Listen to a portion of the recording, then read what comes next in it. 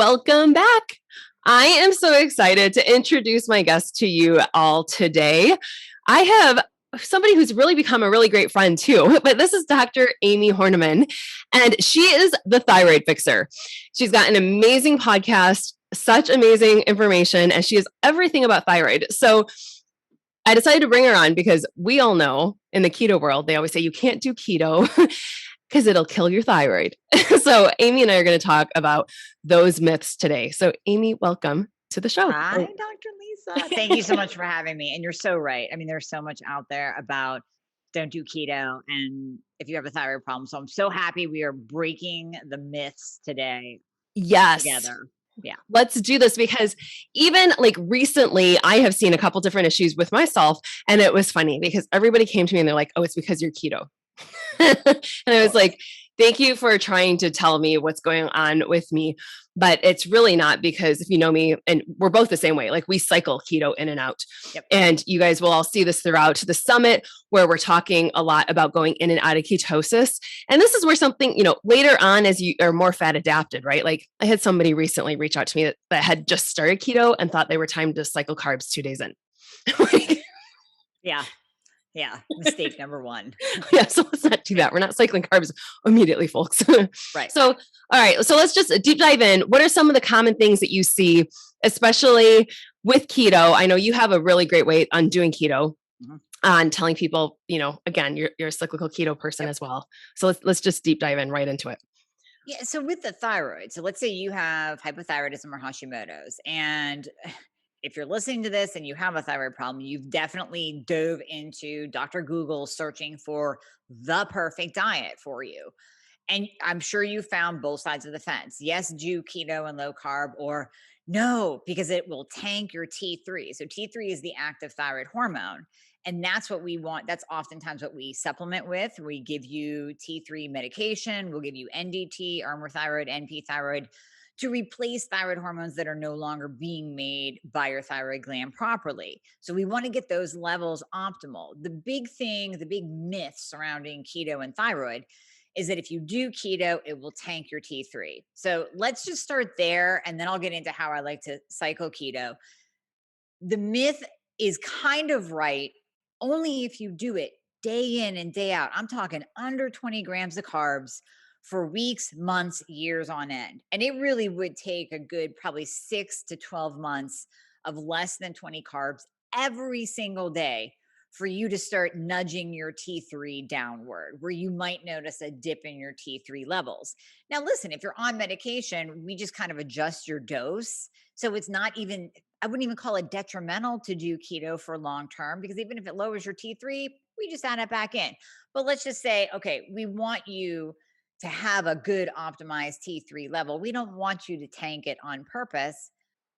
So just don't do psycho keto day in and day out for a year, and you will keep your T3 levels at an optimal place, really, and an optimal level. And in doing cyclical keto, so I call it keto for the week, where you are in a state of ketosis, a state of fat burning through the week. And then on the weekends, that's where you come up out of ketosis. And we don't come up out of it, like you said, in 2 days. We don't come up out of it with a binge where you're going to go out and eat pizza and donuts and ice cream. You come up out of it with healthy carbohydrate choices where you're just nudging those carbs up a little bit. So your body goes, all right, this is cool. I'm getting enough carbs. It's in the form of good carbohydrates. I don't have to tank the T3. I don't have to put this person into a survival state where we're holding on to everything, every fat cell for dear life. The carbs are going up and down, and that's cool. And that's what's going to keep the T3 levels optimal and keep your metabolism up, but yet keep you in a state of fat burning. Because let's face it, if you have hypothyroidism, Hashimoto's, you're struggling with the weight loss. Yeah. And you're struggling to find the right plan for you already. So this is where it comes in. And we can talk about a couple other conditions that are associated with hypothyroidism too. But that's really the key is to do that cyclical keto Not right away. Let your body Right. get fat adapted, let your body get into a state of ketosis, and then come up out of it gradually. Well, and I love that because I'm always that person that goes back to how did our ancestors live, right? If you think back, like yes, they were in keto, and this is our body's fat, fat adaptation, just basically to a lower input of carbohydrates during like the wintertime, et cetera. But the deal was is our ancestors weren't in keto for 12 months out of the year. Like they were in and out because again, what grows like in a plentiful harvest time period. So exactly following innately how our body should be dealing with it this way. But let's talk about some of the different conditions too, because I think a lot of times, keto is such a great, just by doing a whole food keto plan, so great to pull out some of the inflammation, right? And especially if we're dealing with an autoimmune issue like Hashimoto's, typically we're really inflamed as well. So it's a win-win on both sides, especially. And I just hate it when people do, like you just said, the Dr. Google, and they're like, well, I shouldn't be doing this because, Google said it's really bad for me. Right. We Right. hear it No, all the time too, right? Like how horrible. Oh, keto is just bad. Like overall, people will always say it's just so bad. That ketoacidosis is horrible. And I'm like, well, ketoacidosis is totally different than being in ketosis. It's two different situations, folks. So two yes. different things. Yeah. Totally. And it infuriates me when people say that keto is bad for you because if you look in the medical literature, you Mhm. can literally type in keto and I know we're not going to get into like keto and cancer and Alzheimer's. I'm sure some of your other guests dove into that aspect and the benefits of keto, but keto and insulin resistance, people. Mhm. If you have hypothyroidism and Hashimoto's, there is a 99% chance that you have insulin resistance because the thyroid gland is the master gland that controls insulin regulation and glucose regulation. It controls all of your sex hormones. So I see with my patients easily 9 out of 10 have insulin resistance or they are full blown type 2 diabetic. And it's because the thyroid gland is dysregulated. It's starting to throw off their insulin and blood sugar levels. And I'll even have people come to me that says, well, I eat really clean, but I can't lose the weight. It's like, well, okay, hold on. We have to optimize your thyroid first and at the same time get you on a low carb ketogenic diet so that everything is working together so that we can lower that insulin spike, lower your blood glucose. And now, with your thyroid gland working and actually giving you a metabolism, that lowered insulin levels, which will lower your inflammation as well, allows your body to actually tap into your fat stores for fuel instead of relying on the glucose that you're constantly Right. putting into it, which is just over spiking your insulin, raising your blood sugar, and literally sending you one step closer every single day into type 2 diabetes. Absolutely. And then you're also always dealing with these blood sugar ups and downs and everything else and the hangriness that goes with it. So Mhm. that's why I really just love like when we're metabolically flexible, when we're in ketosis, like it's so just it's a beautiful thing, right? And so just to be able to for the brain clarity, et cetera. So what are some other conditions that people can experience this stuff with, like you were saying earlier, when it's hypothyroid, Hashimoto's, and what other conditions would you say? So, really tanked out hormone levels. So let's look at testosterone, right? Testosterone is vital for males and females. Mhm. And optimal levels of testosterone is very vital. I see many patients, hypothyroid Hashimoto patients with low testosterone levels. Again, I would put it at around 80%. Whether you're male or female coming to me, 80% of the time I see less than optimal. Now you might not get flagged, you might not get that little H or the red on your testosterone level, but when we look at it from a functional optimal standpoint, it's low. Testosterone is needed for fat burning. It's needed for motivation. It's your get stuff done hormone. It's the hormone that lets you power through the day and have motivation to go to the gym and work and cook dinner and mow the lawn and take care of the kids. That's what and give you a sex drive. So Yep. that is what is helping you burn fat and be motivated through the day. Again, whether you're male or female. Yep. When testosterone is low, we look at fat in the diet because testosterone needs cholesterol, it needs good fats. So oftentimes I will see low testosterone when someone is doing a low fat diet. And Ta-da. the way that we get that up, in addition to supplementation and making sure different nutrients are optimized, we increase your good fat intake. What is a good fat diet? Keto. So Right. we do keto to increase testosterone levels. And then again, that works so beautifully with optimizing the thyroid because now you have a double metabolism. Now you have more metabolism and ability to build sexy lean muscle mass and the ability to burn fat because we got your testosterone levels raised. And over here, we're optimizing your thyroid. That's giving you a better metabolism as well, and actually giving your cells ATP for energy production. So it works in conjunction together to really get you into that fat burning state, give you energy, give you motivation, give you a sex drive, and just make you feel better and confident all the way around. But testosterone needs fat. Yeah. And let's talk about the good quality fats, because I think that's a big mistake that is made a lot of times with keto. People will grab a lot of the canola oils and that type of stuff too. And we really don't want to do a lot of the refined. Like, I want the good quality fats. So butter, right? I know a lot of times people will say, well, they'll talk with me and they know I don't do a lot of dairy, right? But Right. butter is my exception, especially when I do my carnivore stints, right? But otherwise, coconut oils and avocado oil and that type of fat. What else would you say for that within there for people to add in some good fats? Because we don't want them throwing in canola oil and soybean oil and all of that. No, No. no. And you know what? There's so many oils to cook with today. I Right. mean, you can Yeah. cook with coconut oil, but if you don't like Yeah. that taste, go to lard, go to Yeah. pure beef lard, grab some ghee, use avocado oil. You can use some olive oil, just not with high Mhm. heat cooking, Right. and then grass-fed meat. So again, that difference of the Atkins diet back in the Mhm. 80s versus the true ketogenic diet of today. Another reason keto gets a bad rap is because people do the dirty keto. They do Yeah. the Walmart bacon and beef, and it just has bad fats in it. That's where you get a really high amount of omega-6 fats. If you do grass-fed meat, if you do wild caught salmon, you're getting these beautiful omega-3s in the meat. So, in addition to having a beautiful source of amino acids, high quality Mhm. protein, you're actually getting omega-3s in that meat to balance out the omega-6s that are normally pretty prevalent in our diet. And with you just saying that with dirty keto, let's go down this route, because so often when we're not buying organic products, when we have all of the, it could be all the dairy, it could be the beef, it could be the chicken, but they are so pumped full of estrogen. And as you were talking about testosterone, obviously we're going to see some huge sways within our own hormonal spectrum if we're doing labs that way, right? Yep. So we absolutely, and this is why I'm such an advocate of doing organic organic produce too, but organic, all of your animal products, because we don't need any more excess estrogen into our diets. Whenever you see low testosterone, we normally see high estrogen. Again, male and female. Mhm. So I always say we're kind of becoming an estrogenic nation. Yeah, we If are. you look around and just go ahead, go to Walmart, sit at Disney, go to a mall and sit there and watch people walk by you. Men, you will see more man boobs, you will see Yeah. wider hips, you will see excess belly fat. That is estrogen. Mhm. And then even for the women, a lot of times if you're struggling with hypothyroidism, Hashimoto's, you'll be in this estrogen dominant state where that's adding another layer of struggle to lose weight.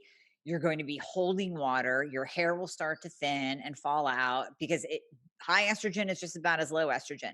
And Mhm. 9 times out of 10, like you said, Dr. Lisa, it's the fake estrogens that are coming in, pushing that estrogen level up. It's the xenoestrogens. It's Mhm. the hormones that are injected into the meat. It's the microwaving in the plastic. It's the excess alcohol intake, and that just jacks your estrogen up so high. But it's fake estrogen. It's not the bioidentical built into our bodies that good for us estrogen. Oh, yeah, such great information, because I see people all the time that it's like, why would I pay so much extra for organic produce, for organic beef, organic, whatever it is? And I'm like, to be honest with you, you're going to be spending a whole lot less dollars at the medical community down the road. Right. And we've got to clear this stuff out. So even, I'm just going to throw it out there. Like, if you got soy in your diet too, get that out regardless. Cause I know people they'll throw certain things in there that way too much estrogen, especially if you're a guy that's listening, don't do it. Oh Right. yeah, yeah. And soy and thyroid do not go together. So Thank you for saying yeah, that. That is so thanks. huge. Let's talk about that, because I have some people that will fight me on that one. And I'm like, no way with the goitrogens. I'm not going to lose this argument. Yeah. No, I do not even recommend the No, non-GMO soy, right. because No. people be like, "Well, it's non-GMO, it's not Uh-uh. genetically modified." I go, "No, don't do it." Listen, if Uh-uh. you wanna go out for sushi and you wanna use a little bit of soy sauce, I mean, try to get the gluten-free soy Right. sauce, right? Right. Especially if you're autoimmune, you wanna go gluten-free. But go ahead and use a little sprinkle. That's not going to kill you. But if you have soy milk and soy protein powder and you're eating tofu and edamame and the fake beef, fake chicken patties that are Yeah. out there, that is loaded with soy. And you Hmm. are going to damage your thyroid. Even if you have a healthy thyroid, you are going to downregulate your thyroid hormone production by eating too much soy. You're going to increase your estrogen. That interferes with T4 to T3 conversion in the thyroid gland. And then on top of that, if you're on thyroid medication, forget about that being absorbed and working properly if you eat a lot of soy. It's not Right. going to. It Mm-mm. is goitrogenic. It will actually downregulate your thyroid from working properly, and it will prevent that thyroid medication, the thyroid hormone replacement therapy that we're giving you to replace the thyroid hormones that are no longer being properly made. It's not going to let that get into the cell. So now you're going to be like, "Oh, wait, I'm gaining weight, this is what I'm eating. I'm eating just a little bit of soy and I'm eating tofu because heard it was healthy, and I got some edamame over here." And it's like, no, you're No, uh-uh. damaging yourself by eating that much soy in your diet. And check your protein powders, right? I have had people argue with me over the soy discussion. And I have seen women that you probably have seen this too, that used all of those soy, I can't even think of the brand name, for just for hot flashes.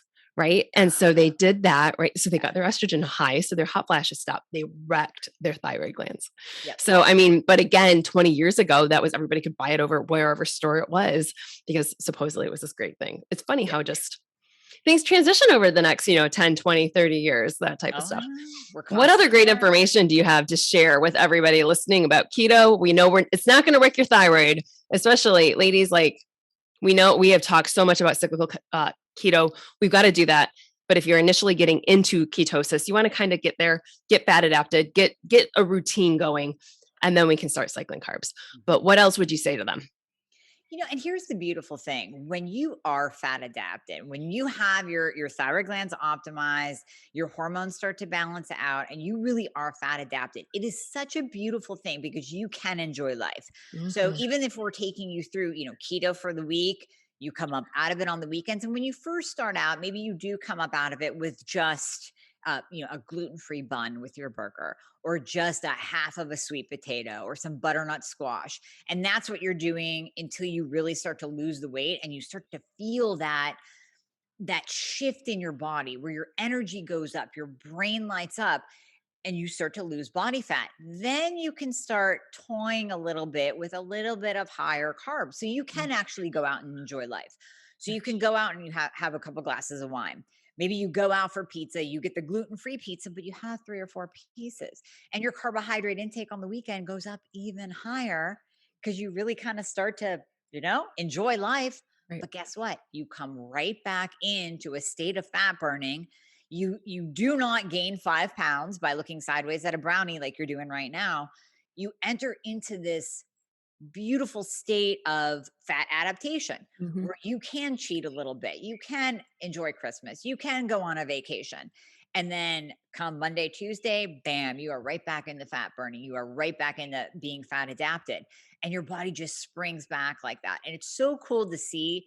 And it's really super amazing to see in my patients when they're kind of surprised. They're like, hey, This I actually enjoyed works. myself this weekend and the scale didn't go up like it used to. I go, yeah, that's because you've been doing this the correct way long enough. Now you're fat adapted. Your body just springs back. It can handle those little bites of those little treats, those little vacations I love without it. freaking out and being 20 pounds heavier. Yeah, and this is how we're supposed to live life, right? And it's not like sitting there thinking all day long what our next meal is going to be.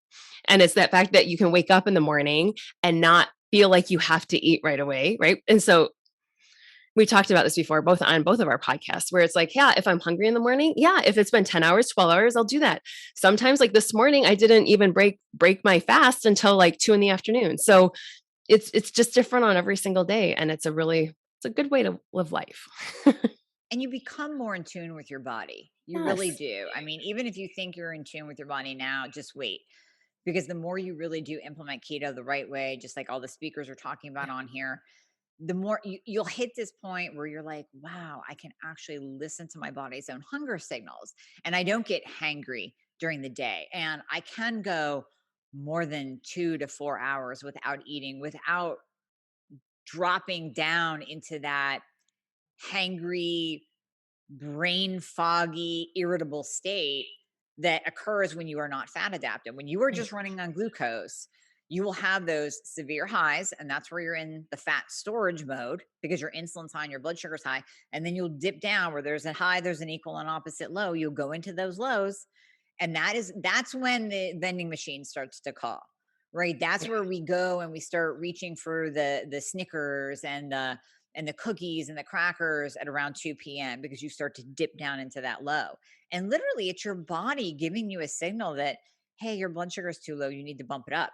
Yep. When you become fat adapted, when you've been doing keto the right way, you get into a wave like pattern where you don't have those super duper highs and you don't have those lows. And you just realize one day that you're like, wow, I'm not hungry all the time. I just went till, like you said, 2 Yeah. p.m.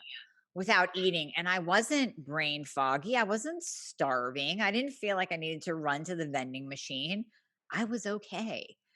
And that's a pretty cool thing because that's just you Absolutely. even tuning into your body even more.